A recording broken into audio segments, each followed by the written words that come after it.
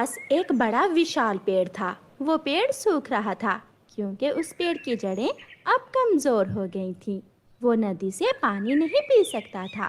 छोटी चिड़िया जब उड़ती हुई उस तरफ आती है तो वो पेड़ चिड़िया से कहता है, चिड़िया चिड़िया, मैं मर जाऊंगा, मुझे बचा लो। मुझे पानी की ज़रूरत है।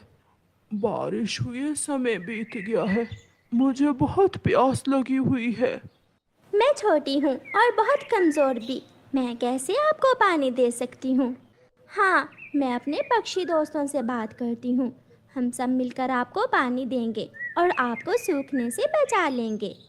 धन्यवाद चिड़िया, मैं इंतज़ार करूंगा। मेरे पास समय बहुत कम है।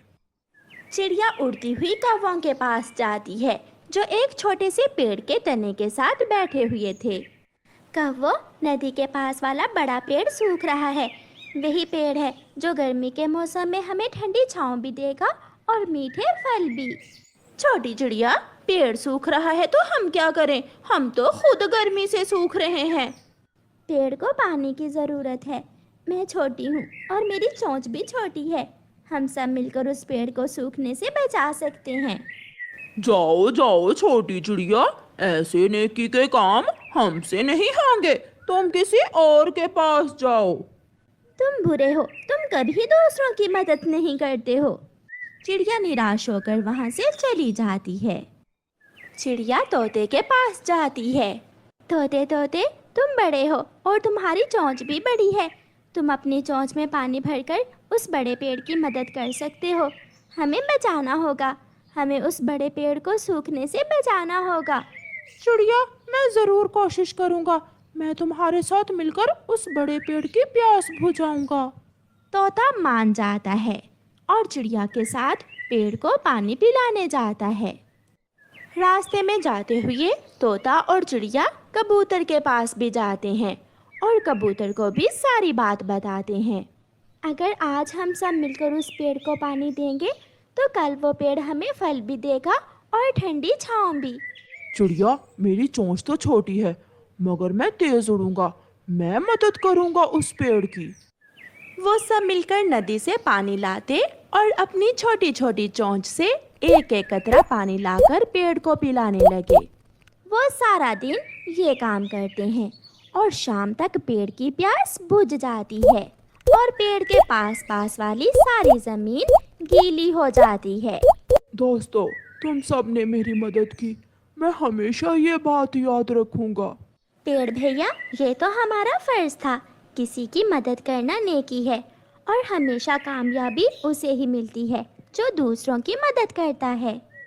समय गुजरता गया और गर्मी बढ़ती गई। गुजरते हुए दिनों के साथ सूरज आग बरसाने लगा। ऐसे मौसम में नदी के पास वाला बड़ा पेड़ दूर से ही नजर आ रहा था। उसकी ठंडी छांव सबको आकर्षित कर रही थी। चिड़िया अपने बेटे से कहती है, कुकू बेटा, अब घोंसले में बैठना बहुत मुश्किल हो गया है। चलो हम नदी के पास वाले बड़े पेड़ के नीचे जाकर बैठ जाते हैं। मम्मा, क्या उस पेड़ की छांव ठंडी है? हाँ बेटा, जब से हम सब ने मिलकर उस पेड़ को पानी दिया है, उस पेड़ की सारी शाखाएं फूट गई हैं और ठंडी छांव ज़रूर हमें गर्मी से बचा लेगी। उधर गोरी कव्वी भी कालू से कहती है, कालू कालू, जल्दी चलो। नदी के पास वाला बड़ा पेड़ तो ऐसा ठंडा है जैसे कोई फ्रिज हो। हम जल्दी जल्दी वहां जाकर बैठ जाते हैं। और अगर कोई दूसरा पक्षी वहां बैठने आया तो मैं उसे भगा दूंगा। कैसा? कालू जी, अगर पक्षी ना भागे तो क्या करोगे तुम? मैं मारूंगा। मैं पक्षियों को डंडे से मारूंगा। फिर कालू कौवा अपना डंडा उठाता है और गौरी को साथ लेकर बड़े पेड़ के नीचे जाकर बैठ जाता है। थोड़ी देर बाद चिड़िया भी अपने बेटे को साथ लेकर वहां आ जाती है। कुकू बेटा, देखा, मैं ना कहती थी, वो पेड़ बहुत बड़ा है और उसकी छांव भी ठंडी है।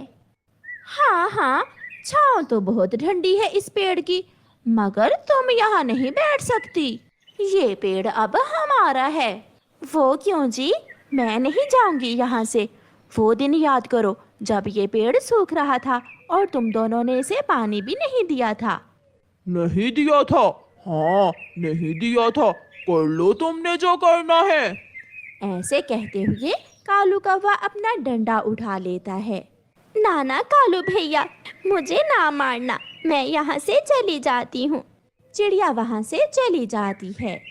जब कबूतर वहाँ आता है तो कालू कौवा अपने डंडे से डराकर कबूतर को भी वहाँ से भगा देता है, मगर तोता कौवों से नहीं डरता। मैं तो इसी पेड़ की छांव में बैठूंगा, नहीं जाऊंगा, नहीं जाऊंगा। कालू जी, निकाल अपना डंडा, मैं इस तोते की मोटी चोंच पकड़ती हूँ और तुम मारो इसे। दोनों कौवे तोते को पकड़कर मारने लगते हैं। बचाओ, बचाओ, मुझे बचाओ। शोर सुनकर चिड़िया और कबूतर भी वहाँ आ जाते हैं। तोते भैया, हम अब इन गंदे और बुरे कौवों के साथ नहीं रहेंगे, हम दूसरे जंगल चले जाएंगे।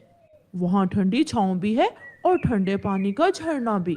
जाओ जाओ, अगर नहीं जाओगे तो सब यहाँ धूप और गर्मी में मरो। फिर उसी शाम सब पक्षी, चिड़िया, उसका बेटा, तोता और कबूतर दूसरे जंगल पर आवाज कर जाते हैं। वो उड़ते हुए दूर निकल जाते हैं और दूसरे जंगल पहुंच जाते हैं।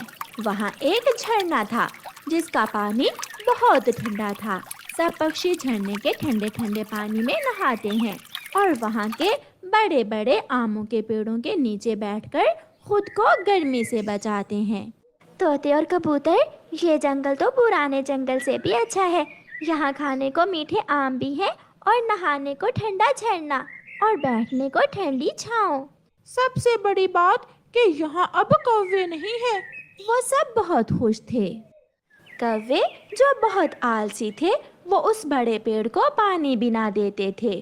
कौवो, मुझे पानी दो, कौवो, मुझे पानी दो, मैं सूख रहा हूँ। चल चल, अपना काम कर, पानी दे तुझे, हम कौन सा तेरे नौकर है। पेड़ पानी मांगता और कौवे पेड़ को बुरा भला बोलकर चुप करवा देते। आखिर प्यास के मारे वो पेड़ सूख जाता है और गर्मी के मौसम में वो कौवे ठंडी छांव ढूंढने के लिए इधर उधर उड़ते हैं। वो गर्मी से मर रहे थे। कालू, हमारे दोस्त पक्षी ना जाने कहाँ चले गए हैं और हम यहाँ गर्मी से मर जाएंगे।